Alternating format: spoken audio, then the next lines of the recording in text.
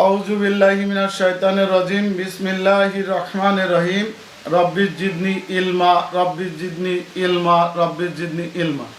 তাহলে আমাদের আজকের আলোচনার বিষয় হবে দণ্ডবিধি আইনের 146 ধারা থেকে আমরা আলোচনা করব 160 ধারা পর্যন্ত। 146 ধারা থেকে 160 ধারা পর্যন্ত আমরা আলোচনা করব। 146 ধারা মূলত দাঙ্গার সংজ্ঞার কথা বলা আছে। তাহলে যদি আসে দাঙ্গা কত ধারা, আমরা ধরে নিব দাঙ্গা হচ্ছে 146 ধারা। আর দাঙ্গার শাস্তি কত ধারা, শাস্তি যখন আসবে তখন 147 ধারা আমরা দাঙ্গার শাস্তি বিষয়টা জানতে পারবো। এখন কোন ক্ষেত্রে দাঙ্গাটা হয় আমরা 146 ধারায় আলোচনায় যাই। এখানে বলা আছে বেআইনি সমাবেশ কর্তৃক, অর্থাৎ যেখানে বেআইনি সমাবেশ হয়েছে এই সমাবেশ কর্তৃক বা এই সমাবেশের কোনো সদস্য কর্তৃক যদি উক্ত সমাবেশে বল বা উগ্রতা প্রকাশ করে তাহলে সেই সমাবেশ দাঙ্গায় পরিণত হবে। তাহলে আগে কি হতে হবে, বেআইনি সমাবেশ হইতে হবে এবং ওই সমাবেশের কোনো একজন সদস্য যদি কি করে বল প্রয়োগ করে বা কোনো উগ্রতা ভাব প্রকাশ করে বা কোনো গাড়ি ভাঙচুর করে তখন ওই সমাবেশটা তখন আর বেআইনি সমাবেশে থাকবে না, তখন সেটা দাঙ্গায় পরিণত হবে, যা আমরা 146 দ্বারা দেখতে পাই। তাহলে দাঙ্গা কাকে বলে, যে বেআইনি সমাবেশ কর্তৃক বা ওয়ার সদস্য কর্তৃক কোনো অপরাধ বাস্তবায়িত করার জন্য বল বা উগ্রতা প্রয়োগ করে বা কোনো গাড়ি ভাঙচুর করে তাকেই দাঙ্গা বলা হয়। তাহলে আমরা দাঙ্গার সংজ্ঞাটা মনে হয় ক্লিয়ার করতে পারছি যে আগে হতে হবে সেখানে বেআইনি সমাবেশ, তারপরে ওই বেআইনি সমাবেশের সদস্য সে এমন মারমুখী অবস্থান করবে যেখানে সে বল প্রয়োগ করার চেষ্টা করবে বা হুমকি প্রদর্শন করার চেষ্টা করবে অথবা কোনো গাড়ি ভাঙচুর করতে শুরু করবে অথবা কোনো আগুন লাগানো শুরু করবে, অর্থাৎ ওই জায়গাটা এমন একটা আতঙ্ক সৃষ্টি করবে তখন সেই বিষয়টা আর বেআইনি সমাবেশ থাকবে না, তখন সেটা দাঙ্গায় পরিণত হবে। এটা ছিল আমাদের 146 ধারার আলোচনা। আর যারা এই দাঙ্গায় পরিণত করলো তার শাস্তি হবে 147 ধারা 3 বছর পর্যন্ত কারাদণ্ড। দাঙ্গার শাস্তি কত বললাম, 3 বছর পর্যন্ত কারাদণ্ড, এ তার সশ্রম বিনাশ্রম অথবা অর্থদণ্ড উভয় দণ্ড হতে পারে। তাহলে আমরা 146 147 দাঙ্গা কাকে বলে, দাঙ্গার শাস্তি কি, এই দুইটা দ্বারা কি ক্লিয়ার হতে পারছি কিনা? দাঙ্গার শাস্তি কি আগে 2 বছর ছিল? জি, দাঙ্গার শাস্তি কি আগে 2 বছর কারাদণ্ড ছিল? দাঙ্গার শাস্তি 2 বছর, 2 বছর, সরি 3 বছর না, 2 বছরের কারাদণ্ডের কথা বলা আছে। দাঙ্গার শাস্তি 2 বছরের সশ্রম বিনাশ্রম কারাদণ্ড, 3 বছর হচ্ছে সরকারি কর্মচারীর উপর যদি আক্রমণ করে। তাহলে এখানে দাঙ্গার শাস্তি হচ্ছে 2 বছর পর্যন্ত। আমাদের 2 বছরে পাইলাম কোন্ডে কোন্ডে 144, 145, 147, এই তিনটা দ্বারা কিন্তু 2 বছর পর্যন্ত কারাদণ্ডে দণ্ডিত কথা বলা আছে।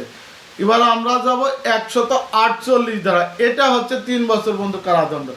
148 ধারা বলছে যে মারাত্মক অস্ত্র শস্ত্রে সজ্জিত হয়ে যদি কেউ দাঙ্গা করে।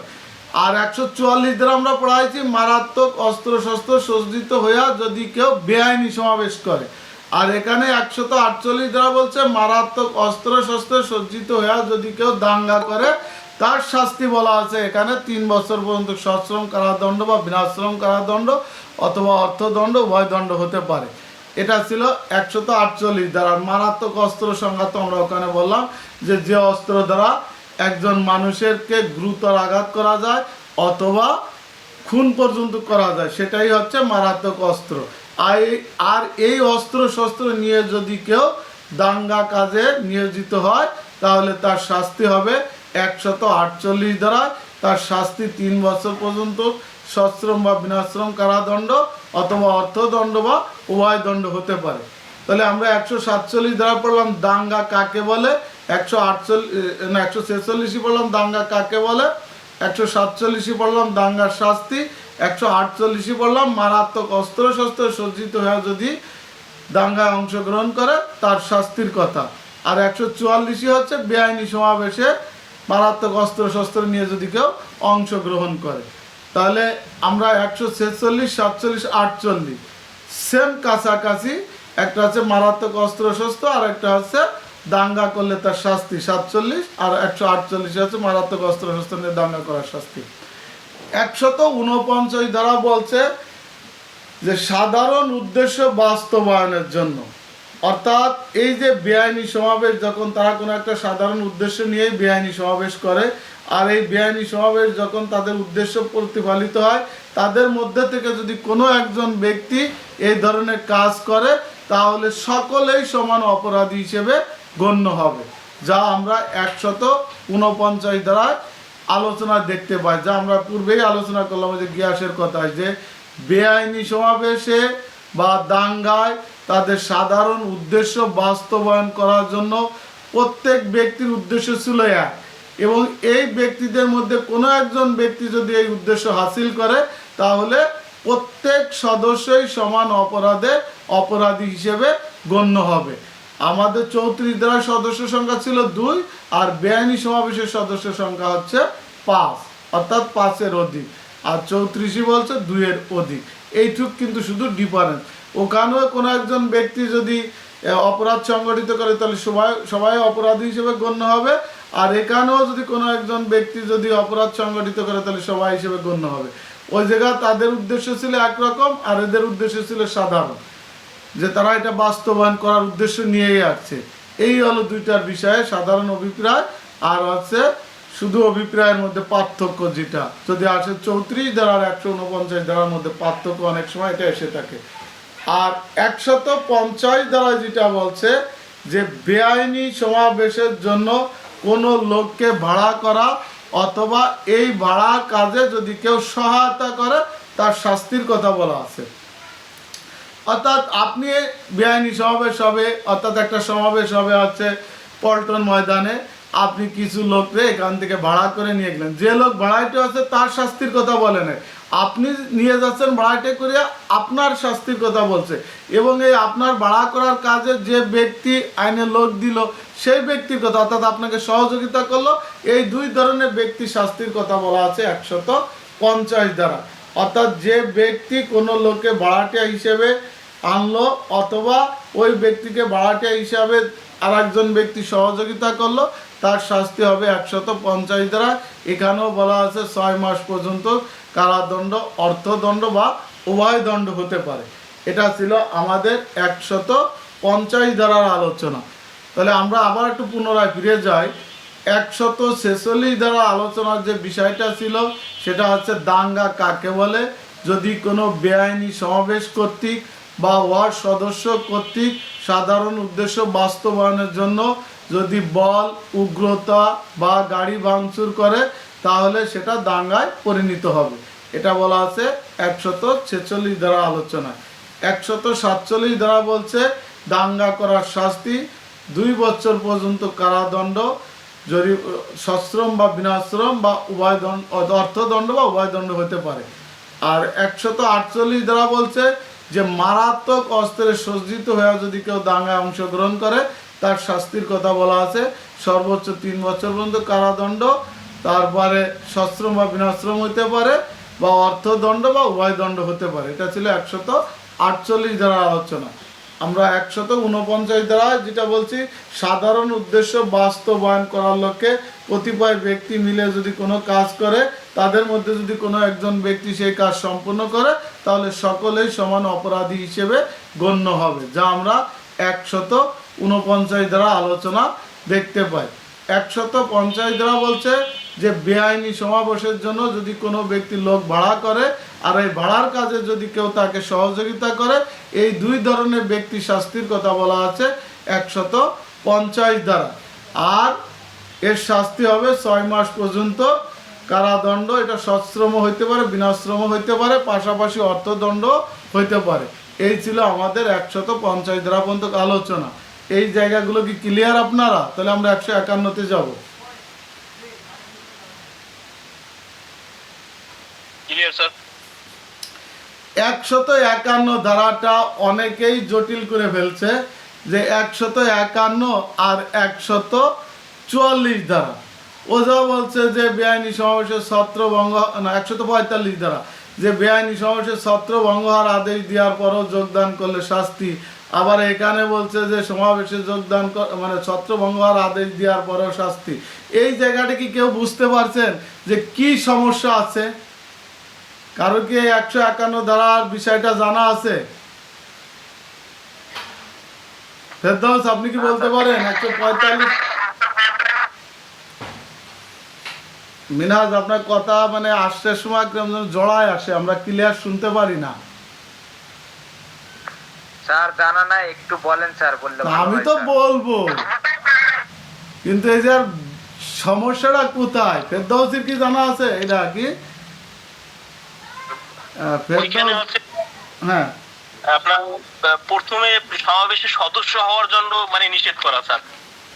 আর 151 যেটা বলছে স্যার, মানে ভাঙ্গে যাওয়ার পরেও স্যার যদি আবার যোগদান না, করে।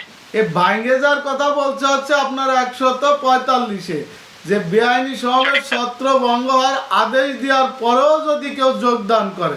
এটা ছিল আমাদের 145 ধারার আলোচনা। 151 ধারা এরকম কিছু বলে না। 151 ধারা একটা ভিন্ন কথা বলা আছে। এই 151 আর 145 এই জায়গাটা অনেকে ক্লিয়ার না। আসলে 145 ধারার যে আলোচনাটা ছিল সেটা হচ্ছে যে অলরেডি একটা বেআইনি সমাবেশ হয়ে গেছে, হয়ে যাওয়ার পরে পুলিশ 144 ধারায় অর্থাৎ 145 ধারায় ওই সমাবেশটা কি করছে, ভেঙে দেওয়ার জন্য নির্দেশ দিছে, কিন্তু তারপরেও এসে লোকজন যোগদান করছে। এটা ছিল হচ্ছে 145 ধারার আলোচনা। তার শাস্তি কিন্তু এখানে 3 বছর 2 বছর পর্যন্ত বলা আছে। 145 ধারার শাস্তি কিন্তু 2 বছর, আর 151 ধারার শাস্তি কিন্তু 6 মাসের কথা বলা আছে। তার মানে কি 151 ধারার অপরাধটা কম গুরুত্ব। ফেরদৌস, কি বুঝতে পারছেন আমার কথাটা? স্যার বুঝতে পারছি স্যার। তার মানে কি আমি যেটা বুঝাইতে চাচ্ছি, এই 145 আর 151 ধারার মূল থিমটা হচ্ছে কি, এখানে 151 ধারা বলছে কোনো সমাবেশ ছত্রভঙ্গ হওয়ার আদেশ দেওয়ার পরে যদি কেউ এসে যোগদান করে তার শাস্তির কথা বলা আছে 151 ধারা। আর 145 ধারা বলছে যে বেআইনি সমাবেশ ছত্রভঙ্গ হওয়ার আদেশ দেওয়ার পরেও যদি কেউ এই সমাবেশে যোগদান করে তার শাস্তির কথা বলা আছে 145 ধারা। তার মানে কি 145 ধারা যে সমাবেশটা অলরেডি বেআইনি হয়ে গেছে সেই সমাবেশে এসে যদি কেউ যোগদান করে, আর 151 ধারার সমাবেশটা কিন্তু বেআইনি সমাবেশ হয়নি, এটা বেআইনি সমাবেশ হওয়ার একটা সম্ভাবনা দেখছে, তখন পুলিশ এই সমাবেশটা ছত্রভঙ্গ করার আদেশ দিচ্ছেন। আর এরপরেও যদি কেউ এসে ওই সমাবেশে যোগদান করে তাহলে তার শাস্তির কথা বলা আছে 151 ধারায় 6 মাস পর্যন্ত কারাদণ্ড, অর্থদণ্ড বা উভয় দণ্ড হতে পারে। তাহলে 151 ধারাটা কিন্তু বেআইনি সমাবেশ বা দাঙ্গা হাঙ্গামা কোনোটাই পরিণত হয় না, একটা সাধারণ সমাবেশ ছিল। এই সমাবেশের মনে করেন সময় দিছে বিকাল 5টা পর্যন্ত, 5টার পরে যখন সে চলে যাবে তখন সেই সমাবেশ ছত্রভঙ্গের আদেশ দিবে। তারপরেও যদি কেউ ছত্রভঙ্গ না হয়ে যদি যোগদান করে তখন তার শাস্তি হবে 145 ধারায়। কিন্তু 51 ধারা বলছে যে সমাবেশ সময় শেষ, পুলিশ এখনো ছত্রভঙ্গ হওয়ার আদেশ দিনে তার আগেই কোনো ব্যক্তি এসে যোগদান করছে, তাহলে ওই ব্যক্তির শাস্তি যখন পুলিশ ছত্রভঙ্গ হওয়ার কথা বলার পরে যদি যোগদান করতো তাহলে তার শাস্তি হতো 145 ধারা। আর পুলিশ ছত্রভঙ্গ হওয়ার নির্দেশ দেওয়ার আগে যদি সে যোগদান করে তার শাস্তি হবে 151 ধারা। অর্থাৎ যেটা এখনো বেআইনি সমাবেশ হয়নি সেখানে যদি কেউ যোগদান করে থাকে তার শাস্তি 151, আর যেটা বেআইনি সমাবেশ হয়ে গেছে ছত্রভঙ্গের আদেশ দিয়েছে সেখানে যোগদান করলে 145। এবারে কি ক্লিয়ার হইতে পারছেন? স্যার বুঝতে পারছি, যেখানে বেআইনি সমাবেশের সম্ভাবনা হওয়ার আশঙ্কা আছে সেই জায়গায় যদি কেউ যোগদান করে তাহলে সেটাই হচ্ছে 151 ধারা। কারেক্ট। আর 145 যেটা বলছে যে সমাবেশ অলরেডি বেআইনি সমাবেশ হয়ে গেছে সেই সমাবেশে জানিয়া শুনিয়া যদি কেউ যোগদান করে তাহলে তার শাস্তি হবে 2 বছর, এখানে 145 ধারা। আর যে সমাবেশ বেআইনি সমাবেশে রূপান্তরিত হওয়ার সম্ভাবনা আছে এই সমাবেশে এসে যদি কেউ যোগদান করে তার শাস্তি হবে 151 ধারায়, তার শাস্তি 6 মাস পর্যন্ত কারাদণ্ডে দণ্ডিত হওয়ার কথা বলা আছে। এই ছিল আমাদের 151 ধারার আলোচনা। 152 ধারায় যেটা বলছে যে কোনো সরকারি কর্মচারী দাঙ্গা প্রতিরোধ করার জন্য গেল, এই সরকারি কর্মচারীর উপরে যদি কেউ আক্রমণ করে, অর্থাৎ কোনো সরকারি কর্মচারী দাঙ্গা দমনকালে যদি সরকারি কর্মচারীর উপর যদি কেউ আক্রমণ করে, তার শাস্তি হবে এখানে 3 বছর পর্যন্ত সশ্রম বা বিনাশ্রম কারাদণ্ড বা অর্থদণ্ড বা উভয় দণ্ড হতে পারে। তার মানে কি, আপনি পুলিশ অফিসার, আপনি বেআইনি সমাবেশে, অর্থাৎ যে সমাবেশ দাঙ্গায় পরিণত হয়ে গেছে, এই সমাবেশকে ছত্রভঙ্গ হওয়ার কাজে আপনি নিয়োজিত হলেন, তখন কি করলো, আপনার উপরে যে আক্রমণ করলো, যে ব্যক্তি আপনার উপরে আক্রমণ করলো, তখন তার শাস্তি হবে এই পুলিশের কাজে বা সরকারি কর্মচারী কাজে যদি কেউ বাধা প্রদান করে বা আক্রমণ করে, তার শাস্তি 152। এটা হচ্ছে বেআইনি সমাবেশ বা দাঙ্গা হাঙ্গামার ক্ষেত্রে। এক এক জায়গায় এক এক ধরনের আক্রমণের কথা বলা আছে। আমরা 184, 332, 333, বিভিন্ন জায়গায় 353, এই যে সরকারি কর্মচারীর উপর আক্রমণ 186, এগুলো পাবো। তো যদি আপনাদের প্রশ্ন আসে যে বেআইনি সমাবেশে বা দাঙ্গা হাঙ্গামা দমনকালে যদি কোনো ব্যক্তি সরকারি কর্মচারীর উপর আক্রমণ করে, তাহলে তার শাস্তি কত দ্বারা হবে, তাহলে এই যে যেহেতু দাঙ্গা হাঙ্গামা বা বেআইনি সমাবেশের কথা বলছে, তার মানে আপনাকে নিয়ে আসতে হবে যে এটা 152 ধারা। আর আক্রমণের কথা বলছে, আবার আক্রমণের একটা চ্যাপ্টার আছে 353, 352, 351, এই জায়গা। আবার ওই আক্রমণ চিন্তা করে কিন্তু আপনি ওই 353 ধারা ব্যবহার করবেন না। ওখানে হচ্ছে শুধু কোনো কাজের জন্য আক্রমণ করা হয়। আর এটা এখানে সুস্পষ্ট বলে দিচ্ছে যে দাঙ্গা দমনকালে যদি সরকারি কর্মচারীর উপর যদি কেউ আক্রমণ করে, তাহলে ওই ব্যক্তির শাস্তি হবে 3 বছর পর্যন্ত কারাদণ্ড, যা সশ্রম, বিনাশ্রম বা অর্থদণ্ড হতে পারে। এই ছিল আমাদের 152 ধারার আলোচনা। আমরা কি 151, 152 কি ক্লিয়ার? স্যার এখানে আমার একটু কনফিউশন হচ্ছে, যেমন 142-এ বেআইনি সমাবেশের শাস্তি হবে হচ্ছে 143-এ, জি।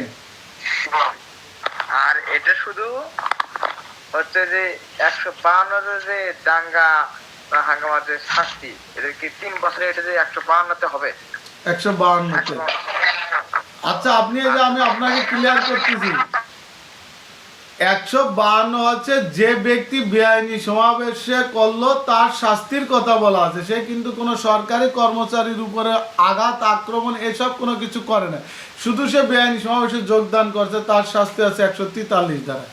আর 152 যে আপনি আজ পুলিশ অফিসার, আপনি বেআইনি সমাবেশ ছত্রভঙ্গ করতে গেছেন, আপনার উপরে সে আক্রমণ করছে, অর্থাৎ কোনো সরকারি যারা ডিউটিতে আছে তাদের উপরে আক্রমণ করছে, এই আক্রমণ করার কারণে তার শাস্তি হবে 152 ধারায়, তার শাস্তি 3 বছর পর্যন্ত রাখা হয়েছে।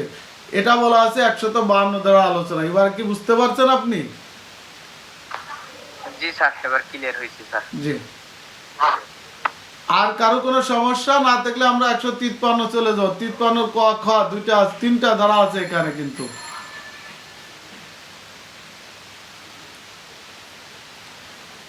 153 ধারা বলছে যে দাঙ্গা সংগঠন করার জন্য কেউ উস্কানি দেয় বা প্ররোচনা দেয়, তার শাস্তির কথা বলা আছে।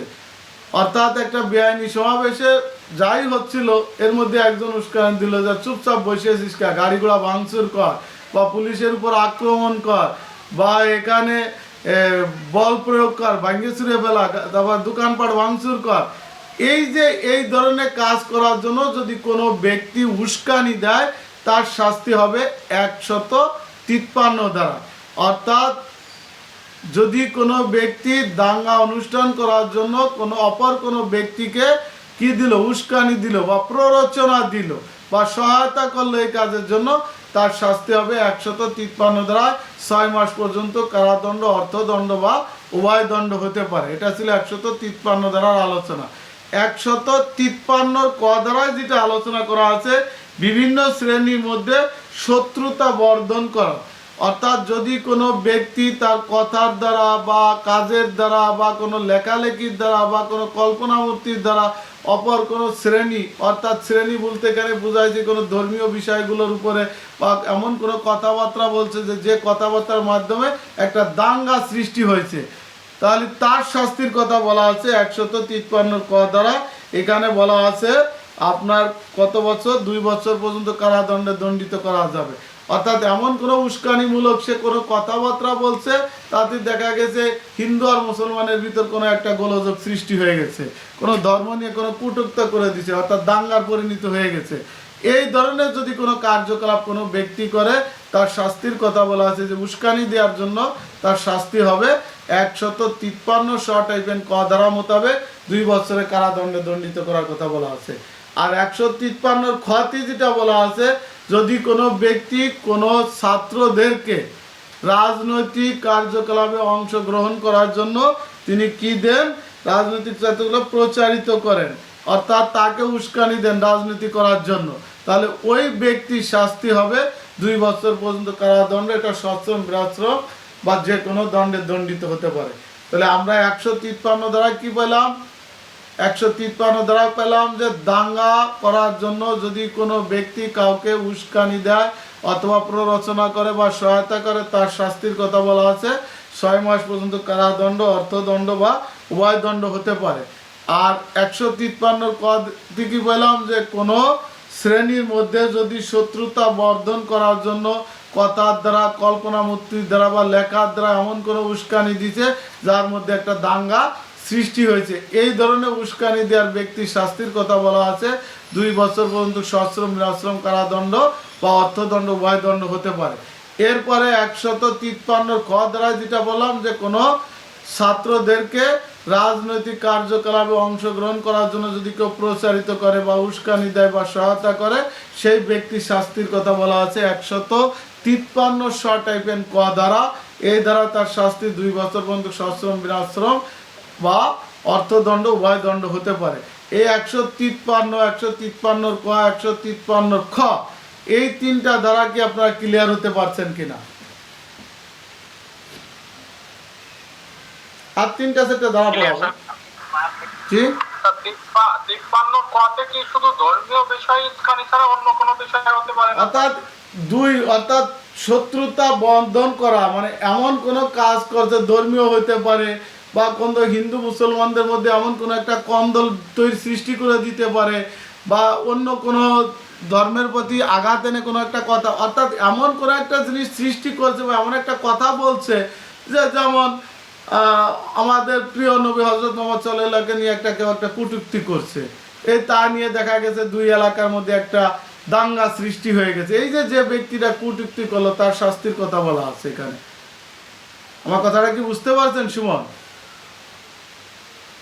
না স্যার, আমি বললাম যে স্যার এই যে ধর্মীয় বিষয় ছাড়া অন্য কোনো বিষয় হতে পারে না? এখানে যে কোনো ধরনের বিষয়ে যদি উস্কানিমূলক কার্যকলাপ করে এবং সেই কার্যকলাপটা যদি দাঙ্গায় পরিণত হয়, অর্থাৎ 5 বা ততোধিক ব্যক্তি মিলে এই কার্যকলাপটা যখনই হয়, ধর্মীয় পুরো চ্যাপ্টারটা কিন্তু আবার আমাদের আছে 295, 295 ক, 96, 97, 98 তারা পর্যন্ত, ওখানে আবার এই বিষয়গুলো নিয়ে আলোচনার বিষয় আছে।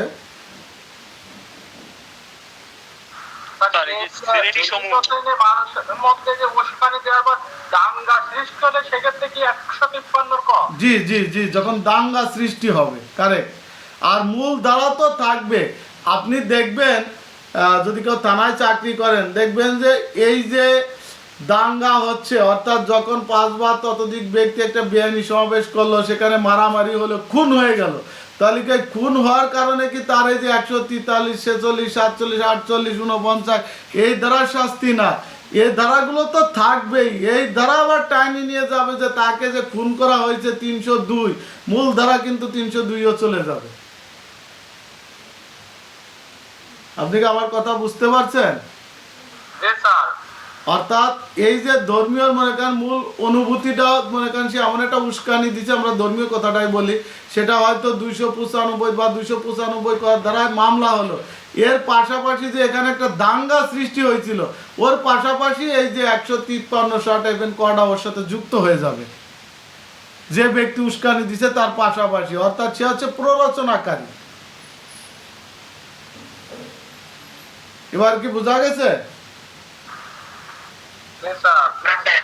স্যার, জি বলেন। এখানে ধর্মীয় কোনো অনুষ্ঠান হোক, কোনো খেলাধুলা হোক, যে ব্যক্তি অনুষ্ঠানে 2, 4 বা 5 অধিক ব্যক্তি যদি দাঙ্গা হাঙ্গামা সৃষ্টি করে, সময় সৃষ্টি করে, তাহলে তো এই ক্ষেত্রে একই পড়ে যাবে 153 পড়ে যাবে। হ্যাঁ, 153 5 বা ততোধিক ব্যক্তি। আপনি একটু ইটা বন্ধ করেন, যে 5 বা, আমি তো ধর্মীয় নিয়ে একটা জাস্ট একটা এক্সাম্পল দিলাম, যে একটা উদাহরণ দিলাম যে এই ধরনের কাজ করলে এই ধরনের হতে পারে। ধর্মীয় বাদে অন্য কোনো কার্যক্রমে যদি কোনো ব্যক্তি উস্কানি দেয়, তার মধ্যে দেখা গেছে যে এমন একটা গোলযোগ সৃষ্টি হয়েছে, সেখানে 5 বা ততোধিক ব্যক্তি যে একটা দাঙ্গার পরিণত করেছে, সেক্ষেত্রে আপনি 153 60 ক ধারাটা ব্যবহার করতে পারবেন। জি স্যার, এবার সঠিক বুঝতে পারছি স্যার। আমরা 154 ধারায় যাব। যে জমির উপরে বেআইনি সমাবেশ অনুষ্ঠিত হবে, ওই জমির মালিক এই বেআইনি সমাবেশ প্রতিরোধ করার চেষ্টা করবেন, পাশাপাশি সে কি করবেন, পুলিশকে অবগত করবেন, অর্থাৎ সরকারি কর্মচারীকে অবগত করবেন। যদি জমির মালিক এই কার্যক্রম না করে যদি চুপচাপ বসে থাকে, তাহলে ওই জমির মালিকের শাস্তির কথা বলা আছে এখানে 154 ধারায় 1000 টাকা জরিমানা পর্যন্ত করা যেতে পারে। অর্থাৎ যে জমির উপরে দাঙ্গা অথবা বেআইনি সমাবেশ হচ্ছে, সেই জমির মালিক যদি এই কাজে যদি বাধা প্রদান না করে এবং পুলিশকে যদি বা আইন শৃঙ্খলা বাহিনীকে যদি অবগত না করে, তাহলে ওই জমির মালিকের শাস্তি হবে কত টাকা, 1000 টাকা পর্যন্ত জরিমানার কথা বলা আছে, যা আমরা 154 ধারা দেখতে পাই। এরপরে পড়াবো আমরা 157 ধারা, যে এই যে বেআইনি সমাবেশের জন্য যে লোকদের ওই যে 150 ধারা মোতাবেক ভাড়াটি করা হয়েছে, যদি কোনো ব্যক্তি এই ব্যক্তিদেরকে আশ্রয় দেয়, অর্থাৎ ভাড়াটিয়া লোকদের যদি আশ্রয় দেয়, কীরকম, যে একজন ব্যক্তিকে বেআইনি সমাবেশ করার জন্য নড়াইল জেলা থেকে ঢাকা নিয়ে আসলো, এখন বেআইনি সমাবেশ অর্থাৎ সমাবেশটা করবে আগামীকাল, কিন্তু আজকে রাত্রে সে আমার বাসায় এসে থাকলো, আমি ওই ব্যক্তিদেরকে যে এখানে আমি কি দিলাম, আশ্রয় দিলাম, এই জন্য আমার শাস্তি হবে এই যে 157 ধারা। অর্থাৎ বেআইনি সমাবেশে যে সদস্য যোগদান অর্থাৎ ভাড়াটিয়া হয়ে আসছে, তাদেরকে যদি কেউ ব্যক্তি আশ্রয় দেয়, তার শাস্তির কথা বলা আছে 157 ধারায়। তার শাস্তি 6 মাস পর্যন্ত কারাদণ্ড, অর্থদণ্ড বা উভয় দণ্ড হতে পারে। আর 158 ধারায় বলছে, যে ব্যক্তি এই যে বেআইনি সমাবেশে ভাড়াটিয়া হলো, অর্থাৎ যে ব্যক্তি কি হলো, বেআইনি সমাবেশ বা দাঙ্গা হাঙ্গামা অংশগ্রহণের জন্য ভাড়াটিয়া হলো, তার শাস্তি, এখানে তার শাস্তি হচ্ছে যে সে ভাড়াটিয়া হলো কিসের জন্য। যদি সে দাঙ্গার জন্য হয়, তাহলে 147 ধারায় যে শাস্তি আছে ওই ধরনের শাস্তি হবে। যদি শুধু বেআইনি সমাবেশের জন্য হয়, তাহলে 143 ধারায় যে শাস্তি আছে সেটা। সে যদি মারাত্মক অস্ত্রশস্ত্র নিয়ে যদি ওটা অংশগ্রহণ করে, তাহলে 144 ধারায় যে শাস্তি আছে এটা। তার মানে কি, এখানে যে ব্যক্তি ভাড়াটিয়া হয়েছে তাকে কোন কাজে ব্যবহার করছে, সেই কাজের উপর ভিত্তি করে তার শাস্তির কথা বলা আছে 158 ধারা। তাহলে বেআইনি সমাবেশে যদি কেউ যোগদানের উদ্দেশ্যে ভাড়াটিয়া হয়, তার শাস্তি হবে কত ধারায়, 158 ধারায়। এখানে শাস্তি নির্ধারণ করা নাই, তার কাজের উপর ভিত্তি করে তার শাস্তি হবে। আর 159 ধারা হচ্ছে কলহ বা মারামারি। যদি 2 বা ততোধিক ব্যক্তি, কলহ বা মারামারির ক্ষেত্রে অবশ্যই সদস্য সংখ্যা কত হবে, 2 বা ততোধিক ব্যক্তি হবে। এই 2 বা ততোধিক যদি ব্যক্তি যদি প্রকাশ্য স্থানে ঝগড়া করিয়া গণশান্তি ভঙ্গ করে, তাহলে সেই ব্যক্তি কি করছে, কলহ বা মারামারি করিয়াছে বলিয়া গণ্য হবে 159 দ্বারা। তাহলে 159 দ্বারা আমরা কি পেলাম, সদস্য সংখ্যা হতে হবে 2 বা ততোধিক ব্যক্তি, এই কাজটা করতে হবে কোনো প্রকাশ্য স্থানে, সেখানে ঝগড়া করতে হবে, এই ঝগড়ার ফলে মানুষের গণশান্তি ভঙ্গ হবে, তাহলে তারা কি করছে, কলহ বা মারামারি করিয়াছে বলিয়া গণ্য হবে। আর এই ধরনের কাজ করার জন্য তাদের শাস্তি হবে 160 ধারায়। এখানে শাস্তির কথা বলা আছে কত, 1 মাস পর্যন্ত কারাদণ্ড দণ্ডিত হওয়ার কথা বলা আছে। 160 ধারায় শাস্তি 1 মাস পর্যন্ত সশ্রম বিনাশ্রম কারাদণ্ড, অর্থদণ্ড বা উভয় দণ্ড হতে পারে। এই ছিল আমাদের আলোচনা। আমরা আবার একটু শুরুতে যাই। 146 ধারা আছে দাঙ্গার সংজ্ঞা। এখানে দাঙ্গার সংজ্ঞা বলতে বোঝানো হয়েছে যে বেআইনি সমাবেশ কর্তৃক বা ওয়ার্ড সদস্য কর্তৃক যদি উক্ত সমাবেশে বল বা উগ্রতা প্রকাশ করে, তাকে দাঙ্গা বলে। আর এই দাঙ্গা করলে তার শাস্তি হবে 147 দ্বারায় তার শাস্তির কথা বলা আছে। এখানে 2 বছর পর্যন্ত সশ্রম বা বিনাশ্রম কারাদণ্ডের কথা। 148 দ্বারা হচ্ছে মারাত্মক অস্ত্রে সজ্জিত হইয়া যদি কোনো ব্যক্তি দাঙ্গায় অংশগ্রহণ করে তার শাস্তির কথা বলা আছে। 3 বছর পর্যন্ত সশ্রম বা বিনাশ্রম কারাদণ্ড বা অর্থদণ্ড হইতে পারে। 149 দ্বারা বলছে সাধারণ উদ্দেশ্য বাস্তবায়নের উদ্দেশ্যে যদি কোনো 5 বা ততোধিক ব্যক্তি একত্রিত হইয়া যদি কোনো ব্যক্তি যদি কোনো কাজ করে তাহলে সকলেই সমান অপরাধী হিসেবে গণ্য হবে। তাহলে তাদের উদ্দেশ্য থাকতে হবে একই, সেটা হচ্ছে সাধারণ উদ্দেশ্য, সদস্য সংখ্যা হতে হবে 5 বা ততোধিক, এবং তাদের মধ্যে থেকে যদি কোনো একজন ব্যক্তি এই কাজ করে তাহলে সকলেই অপরাধী হিসেবে গণ্য হবে, যা আমাদের 149 দ্বারা আমরা আলোচনায় দেখতে পেলাম। 150 দ্বারা যেটা বলা আছে যে বেআইনি সমাবেশের জন্য যদি কোনো ব্যক্তি কোনো লোককে ভাড়া করে অথবা কেউ যদি এই ভাড়ার কাজে সহযোগিতা বা সাহায্য করে তার শাস্তি 150 দ্বারা 6 মাস পর্যন্ত কারাদণ্ড, অর্থদণ্ড বা উভয় দণ্ড হতে পারে। 151 দ্বারা যেটা আমরা আলোচনায় দেখতে পেলাম যে শুধু সমাবেশে ছত্রভঙ্গ হওয়ার আদেশ দেওয়ার পরে যদি কেউ যোগদান করে তাহলে তার শাস্তি হবে 6 মাস পর্যন্ত কারাদণ্ড, অর্থাৎ যে সমাবেশ এখনো বেআইনি সমাবেশে রূপান্তরিত হয় নাই, কেবল ছত্রভঙ্গের আদেশ দিছে, তারপরে যদি কেউ এসে যোগদান করে তার শাস্তি এখানে 151 দ্বারায় 6 মাস পর্যন্ত কারাদণ্ড, অর্থদণ্ড বা উভয় দণ্ড হতে পারে। 152 দ্বারায় বলছে যে দাঙ্গা দমনকালে যদি কোনো সরকারি কর্মচারীর উপর যদি কেউ আক্রমণ করে, অর্থাৎ এই সরকারি কর্মচারী দাঙ্গা দমন করতে গেছে, তার উপরে যদি কোনো ব্যক্তি অর্থাৎ এই বেআইনি সমাবেশে যদি কোনো সদস্য তার উপরে আক্রমণ করে তাহলে তার শাস্তি হবে 3 বছর পর্যন্ত সশ্রম বা বিনাশ্রম কারাদণ্ড বা অর্থদণ্ড বা উভয় দণ্ড হতে পারে, যা আমরা 152 দ্বারা দেখতে পাই। 153 দ্বারা বলছে যে এই দাঙ্গা কাজে যদি কেউ কাউকে উস্কানি দেয় তার শাস্তি 6 মাস পর্যন্ত কারাদণ্ড, অর্থদণ্ড উভয় দণ্ড হতে পারে। 153 ক দ্বারা বলছে যে এখানে বিভিন্ন শ্রেণীর মধ্যে শত্রুতা বর্ধন করার জন্য সে কথার দ্বারা বা লেখার দ্বারা বা কল্পনা মুক্তির দ্বারা বা অন্য কোনো মাধ্যমে যদি উস্কানি দেয় তার শাস্তির কথা বলা আছে। এখানে 6 মাস পর্যন্ত কারাদণ্ড, অর্থদণ্ড বা উভয় দণ্ড হতে পারে। 153 শর্ট ইভেন্ট ক্ষতি যেটা বলা আছে কোনো ছাত্রদেরকে যদি কেউ রাজনৈতিক কার্যকলাপে অংশগ্রহণ করার জন্য প্রচারিত দেয় বা উস্কানি দেয় তাহলে তার শাস্তি এখানে কতদিন বলা আছে, তার শাস্তি এখানে 153 ক ধারায় বলা আছে ক্ষতি হচ্ছে 2 বছর পর্যন্ত কারাদণ্ড, অর্থদণ্ড বা উভয় দণ্ড হতে পারে। আর 153 ক্ষতিও 2 বছর পর্যন্ত কারাদণ্ড, অর্থদণ্ড উভয় দণ্ড হতে পারে। আর 154 দ্বারা যে জমির উপর বেআইনি সমাবেশ বা দাঙ্গা হাঙ্গামা হচ্ছে সেই জমির মালিক যদি এটা প্রতিহত না করে বা সরকারি কর্মচারীর নিকট অবগত না করে বা আইন শৃঙ্খলা বাহিনীকে যদি অবগত না করে তার শাস্তি 1000 টাকা পর্যন্ত জরিমানা হতে পারে, যা আমরা 154 ধারা, এর সাথে পিআরবি 252 বিধি ওয়ার্নিং নোটিশটাও দেওয়া যেতে পারে। এরপরে আমরা 157 ধারা পড়ছি যে যে ব্যক্তি বেআইনি সমাবেশের জন্য লোক ভাড়া করছে সেই ব্যক্তিকে যদি কেউ সাহায্য করে তার শাস্তি হবে 157 ধারা 6 মাস পর্যন্ত কারাদণ্ড, অর্থদণ্ড বা উভয় দণ্ড হতে পারে। এরপরে 158 ধারা যেটা বলা আছে যে বেআইনি সমাবেশের জন্য ভাড়াটিয়া হওয়ার শাস্তি, যে কোনো ব্যক্তি যদি বেআইনি সমাবেশের উদ্দেশ্যে ভাড়াটিয়া হয় তার শাস্তির কথা বলা আছে 158 ধারা। এখানে সে যে অপরাধ করবে সেই অপরাধ অনুসারে তার শাস্তি হবে 158 ধারা। 159 ধারায় যেটা বলা আছে সেটা হচ্ছে কলহ বা মারামারি, 2 বা ততোধিক ব্যক্তি প্রকাশ্য স্থানে ঝগড়া করিয়া গণশান্তি ভঙ্গ করলে তাকে কলহ বা মারামারি বলে, যা আমরা 159 দ্বারায় দেখতে পাই। আর 159 দ্বারায় এই কলহ বা মারামারির শাস্তি হচ্ছে 160 দ্বারায়, এখানে 1 মাস পর্যন্ত কারাদণ্ড, অর্থদণ্ড উভয় দণ্ড হতে পারে।